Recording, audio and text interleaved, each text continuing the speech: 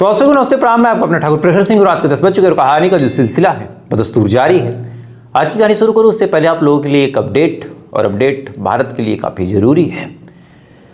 आज के टाइम में आप लोगों में से ज़्यादातर लोग ये बात जानते होंगे, और जो लोग नहीं जानते उनके सुलभ संज्ञान के लिए बता दूँ कि एक लड़की थी, लंदन में रहा करती थी।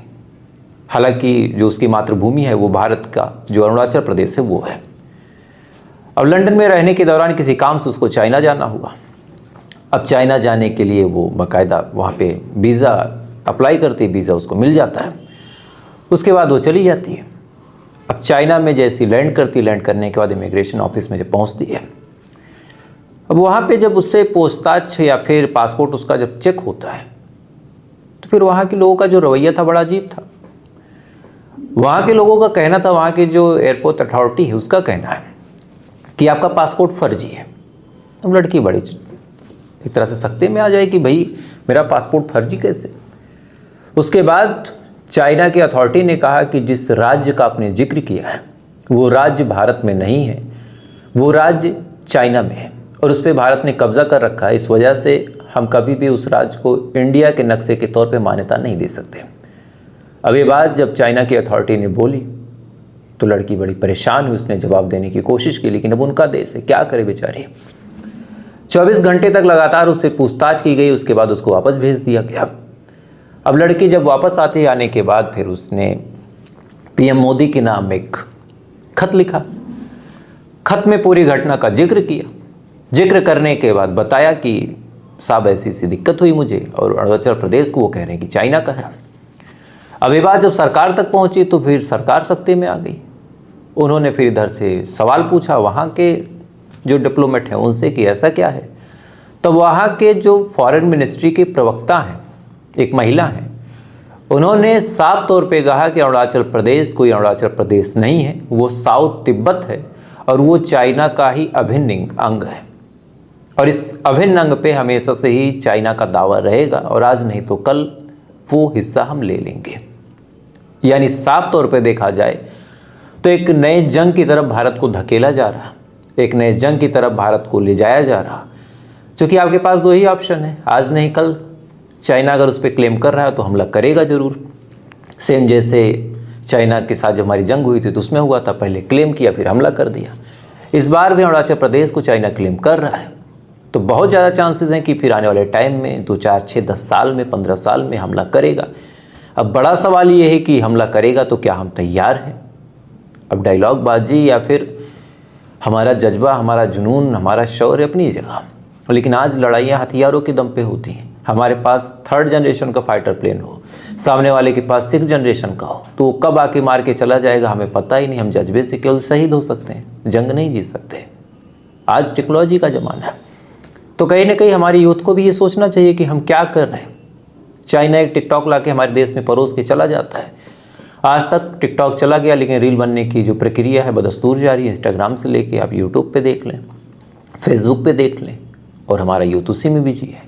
10-15 साल बाद जब चाइना भारत पे हमला करेगा तो उस टाइम हम लोग से बड़ी बड़ी बातें करेंगे कि काश 15 साल पहले हम लोग ये कर लिए होते, वो कर लिए होते। बहरहाल ये बातें आपको इसलिए बता रहा हूँ चूँकि इसी दिसंबर के पहले हफ्ते में पुतिन साहब आएंगे, रशिया को जो रिप्रेजेंट करते हैं, रशिया के जो राष्ट्रपति हैं व्लादिमीर पुतिन। अब पुतिन साहब आएंगे, आने के बाद मोदी साहब से उनकी मीटिंग होगी।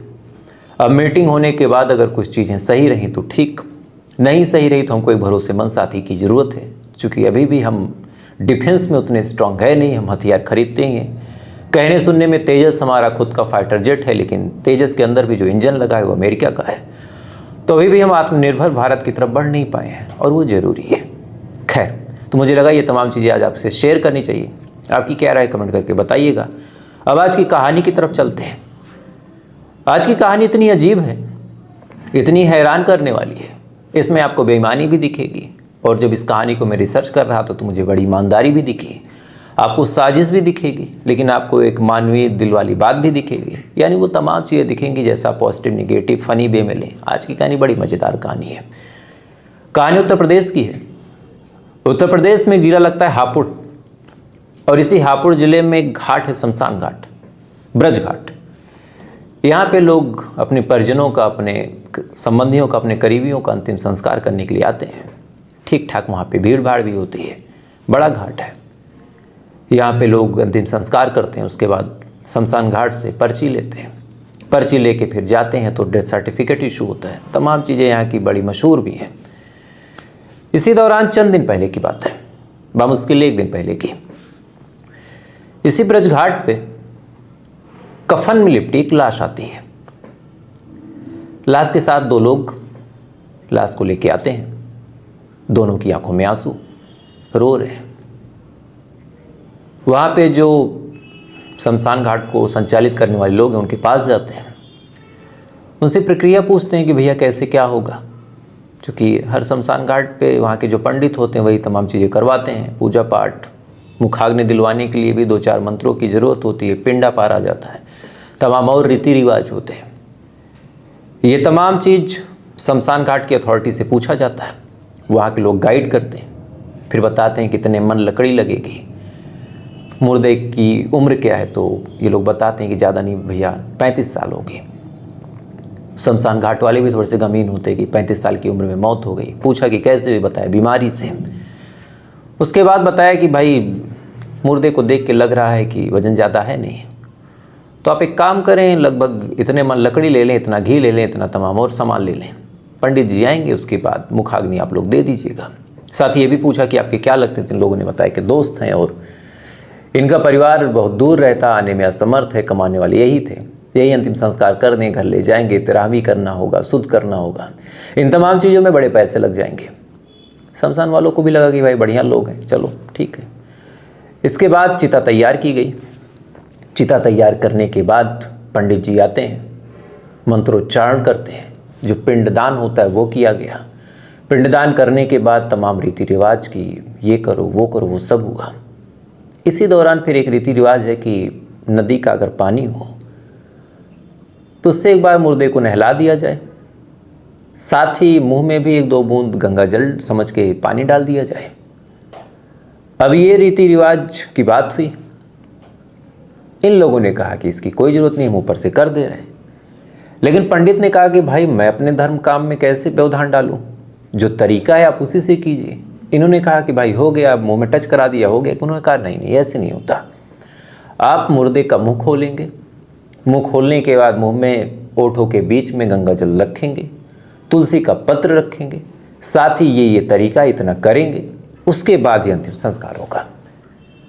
ये लोग जिद पे कि नहीं भाई हम जैसे चाह रहे हैं वैसे होगा, और इधर पंडित भी अड़ गए कि नहीं भाई साहब मैं पाप नहीं लूँगा, अगर मैं पूजा पाठ करवा रहा हूँ तो अपनी विधि विधान से ही करवाऊँगा। अब इसी बात को लेके थोड़ी सी गहमा गहमी हो गई। गहमा गहमी शुरू हुई तो आसपास के और लोग इकट्ठा वहाँ पे। क्या हुआ, इसके बाद लोगों ने भी प्रेशर डाला कि भाई कह रहे हैं तो ऐसे ही करो।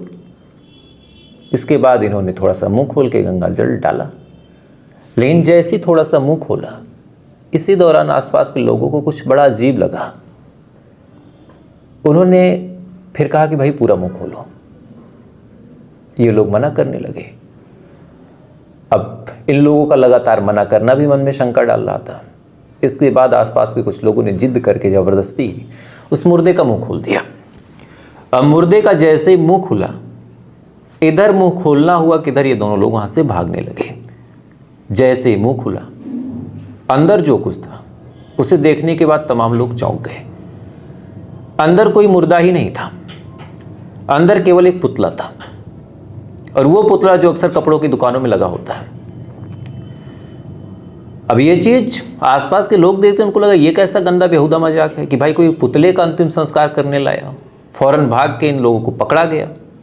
इसी बीच किसी ने पुलिस को फ़ोन कर दिया और कहा कि भाई ये लोग आए थे हमारी भावनाओं को आहत करने, देखिए प्रैंक कर रहे हैं, मजाक कर रहे हैं, चूँकि आज के टाइम में ये भी बहुत चलता है। पुलिस आती है, पुलिस को देख के लोग और डर गए। पुलिस ने पूछताछ शुरू की कि भाई तुमने ऐसा गंदा और बेहुदा मजाक क्यों किया। अब पुलिस जब पूछताछ करती है तो शुरुआत में तो मामला बड़ा नॉर्मल सा था, लेकिन धीरे धीरे जब पूछताछ आगे बढ़ी तो ऐसी कहानी पता चली जिसको सुनने के बाद आज आप भी हैरान हो जाएंगे। दरअसल इस कहानी की असल शुरुआत 2-3 साल पहले हो जाती है। दिल्ली में एक जगह लगती है करोल बाग, काफ़ी मशहूर है। वहाँ पे दुकानें बड़ी अच्छी अच्छी हैं। खासकर अगर आपको स्टूडियो वगैरह बनाना हो या फिर कैमरा, माइक, ये तमाम चीज़ें लेनी हो तो करोल बाग बड़ी अच्छी जगह है। गाड़ी की मॉडिफिकेशन वगैरह वहाँ बढ़िया होती है। इसी करोल बाग में दो लोग एक दुकान खोलते हैं। उनमें से एक का नाम था कमल सोनी और दूसरे का नाम था आशीष खुराना। दोनों दुकान खोलते हैं। दुकान खोलने के बाद ठीक ठाक तरीके से उसको रन करते हैं। दुकान चल निकलती है। चल निकलने के बाद धीरे धीरे दुकान को और बढ़ाया। दुकान को बढ़ाने के लिए फिर इन्होंने पैसे वैसे भी इकट्ठा किए, उसको भी दुकान में लगाया, वो भी फ़ायदा देने लगा। मन में और लालच आया कि और कुछ दुकान में बड़ा किया जाए, लेकिन बड़ा करने के लिए भाई पैसे चाहिए। तो पैसे को पूरा करने के लिए इन्होंने दोस्तों से उधार लेना शुरू किया। अब दोस्तों के पास क्रेडिट भी इनकी अच्छी थी, चूँकि दुकान थी ठीक ठाक करोल बाग में, चलती भी थी। तो कहते हैं कि इन दोनों ने मिलकर लगभग 40 से 50 से 60 लाख, ऑन एवरेज 55 लाख रुपए इन्होंने लोन ले लिया अपने दोस्तों से, कभी किसी रिश्तेदार से, कभी किसी और से, इस उम्मीद में कि दुकान जब चल निकलेगी तो फिर मैं भरपाई कर दूंगा। अब लोन इन्होंने ले लिया। लोन लेने के बाद ये भरपाई करना शुरू कर रहे हैं, लेकिन बदकिस्मती देखी कि उसी दौरान दुकान इनकी टूटने लगी। बीच में कोरोना का कहर, बीच में फिर कुछ और, फिर कभी कुछ और, ऐसा करते करते इनकी दुकान टूट गई। और जब दुकान टूट गई तब इनको लग गया कि भाई अब पैसे की भरपाई नहीं हो पाएगी। तमाम तरीके की इन्होंने कोशिश की, अपनी दुकान को संभालने की कोशिश की, लेकिन बात बनी नहीं। हैरान परेशान अब करें क्या। इसी दौरान इनके दुकान पे एक लड़का काम करता था जिसका नाम था अंशुल कुमार, वो सेल्समैन था। अंशुल कुमार भी धीरे धीरे नौकरी छोड़ के जाने की कोशिश करने लगा, चूंकि उसकी सैलरी भी दूभर हो गई थी। इसी दौरान कमल सोनी और आशीष खुराना दोनों पता करते हैं कि ऐसा क्या किया जाए जिससे हमारा कर्जा अचानक से उतर जाए, क्योंकि और कोई तरीका ही नहीं था। इसी दौरान इन दोनों ने एक बार कोई ऐसी सीरीज देखी जहां पे इन्होंने आइडिया देखा कि अगर किसी के नाम पे बीमा किया जाए, लाइफ इंश्योरेंस, और अचानक से उसकी मौत हो जाए तो मौत होने के बाद बीमा क्लेम कर दो, पैसे मिल जाएंगे। अब दिमाग तो बढ़िया आया, लेकिन 2-3 दिक्कतें थी। पहली बात, हम किसी का बीमा करें तो किसका करें। दूसरी बात, बीमा मालूम किसी का कर दें लेकिन वो मरेगा कब ये हम कैसे जाने। बुजुर्गों का लाइफ इंश्योरेंस होता नहीं है, जवान की मौत कब हो कुछ पता नहीं है। तीसरा दिमाग में है कि क्यों ना किसी को मार दें, लेकिन वहाँ रिस्क था कि भाई पहली बात तो हमसे कत्ल नहीं होगा, और दूसरा अगर हमने कत्ल किया और हम फंस गए तो फिर तो हम न इधर के रहे न उधर के रहे। अब क्या करें। अब इनके दिमाग में ख्याल आया कि क्यों ना किसी को हम मारे तो ना, लेकिन उसको मुर्दा करार देते। कैसे। तब इन्होंने पूरी साजिश रची। साजिश के तहत लगभग 2 साल पहले अपने सेल्समैन अंशुल कुमार का इन्होंने पैन कार्ड ले लिया, आधार कार्ड ले लिया और तमाम चीज़ें ले ली। लेने के बाद इन्होंने धीरे से उसी के कागज़, उसी डॉक्यूमेंट पे लगभग 50 लाख का लाइफ इंश्योरेंस ले लिया। 50 लाख का लाइफ इंश्योरेंस लेने के बाद धीरे धीरे करके किस्तों को ये लोग भरते गए, कभी कुछ और, कभी कुछ और, कभी कहीं से उधार लेके 2 साल तक लगातार ये प्रीमियम भरते रहे। भरने के बाद जब सारी चीज़ें बिल्कुल ठीक होने लगी, अचानक से 21 और 22 नवंबर, अभी इसी नवंबर में, ये अपने दोस्तों में र्यूमर उड़ा देते हैं कि जो अंशुल कुमार है उसकी तबीयत बड़ी ख़राब है, और इधर ये लोग अंशुल कुमार को छुट्टी दे के वापस भेज देते हैं घर पे। अंशुल की तबीयत ख़राब बता के उसको लेके बताते कि हम लोग एक अंसारी हॉस्पिटल है वहाँ लेके जा रहे हैं। अब आसपास के तमाम लोगों में चर्चाओं के बाजार गर्म कि भाई अंशुल की तबीयत बड़ी ख़राब है, बड़ी ख़राब है, बेचारा बड़ा बढ़िया आदमी है, क्या हो गया। लोग देखने आने वाले थे, ये है वो है। इसी बीच इन्होंने 4-6 दिन में ये बता दिया 26 तारीख को ही कि अंशुल की मौत हो गई। मौत होने के बाद लाश को झूठे ये लोग लेके वहाँ से निकले। एक पुतला लिया। पुतला लेने के बाद उसको ये लोग लेके आए हापुड़। हापुड़ में ब्रज घाट पे उसका अंतिम संस्कार करने की कोशिश कर रहे थे, चूँकि वजह ये थी कि अगर अंतिम संस्कार करने की कोशिश ये करेंगे और अंतिम संस्कार हो गया उस पुतले का, तो अंतिम संस्कार के बाद फौरन वहाँ पे एक पर्ची मिल जाएगी अंशुल कुमार के नाम से, और जैसी पर्ची मिलेगी उसके बाद डेथ सर्टिफिकेट बन जाएगा अस्पताल से, और जैसे डेथ सर्टिफिकेट बन गया उसके बाद क्या, उसके बाद क्लेम होगा, डेथ सर्टिफिकेट लगा कि फ़ौरन पैसा मिल जाएगा। तो ये तमाम कहानी, तमाम साजिश इन्होंने रची, लेकिन हम 2-3 इसमें अच्छी चीज़ सोचिए। पहला, कर्जा अगर 50 लाख का था तो इन्होंने इंश्योरेंस भी 50 लाख का ही लिया। अगर ये चाहते तो भाई 1 करोड़ का भी ले सकते थे, लेकिन इतनी तो इंसानियत इनके अंदर थी कि भाई इन्होंने 50 लाख का ही किया। दूसरा, इन्होंने इतनी साजिश रची, मूर्ख बनाने की, साजिश करने की, किसी मुर्दे को जिंदा और जिंदे को मुर्दा बनाने की, लेकिन इतनी अच्छाई की कम से कम किसी के साथ गलत नहीं किया। चाहते तो ये अंशुल को मार वार भी सकते थे, ईश्वर न करे। बहरहाल अंशुल के घर पे इस समय पुलिस जाती है जब, तो अंशुल स्वस्थ मिलता है, उसको भी गिरफ्तार किया जाता है। गिरफ्तार करने के बाद पुलिस वालों को लगा कि शायद अंशुल भी शामिल है, लेकिन बाद में पता चला कि इन्होंने अंशुल को नौकरी से निकाल दिया और जानबूझ के उसका फ़ोन छीन लिया ताकि उसका नंबर चेंज हो जाए और कोई जान ना पाए और कोई हालचाल ना ले पाए। और इधर अंशुल को बेचारे को कोई जानकारी ही नहीं कि उसके नाम पे कब चोरी से इन्होंने बीमा करा लिया, कब 50 लाख की रकम इन्होंने बैंक से हटने का पूरा प्लान बना लिया, कैसे क्या प्रीमियम भरा, क्या हुआ क्या नहीं, अंशुल को कोई जानकारी नहीं। तो क्या कहा जाए। तो अपने आप में बड़ी अजीब, बड़ी मज़ेदार, बड़ी रोमांचित कहानी है ये। यहाँ पे इंसानियत इतनी कि 85 लाख कत्ल नहीं किया, पुतले का अंतिम संस्कार कर दिया। और दूसरी तरफ साजिश ऐसी कि थोड़ा सा अगर ये और आगे बढ़ जाते तो शायद अंशुल की जान चली जाती है।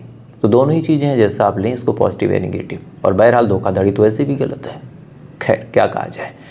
तो फिलहाल ये थी पूरी कहानी, और इस कहानी के बारे में आपकी क्या राय कमेंट जरूर कीजिएगा। वीडियो अच्छा लगा लाइक सब्सक्राइब करके अपना प्यार दे सकते हैं।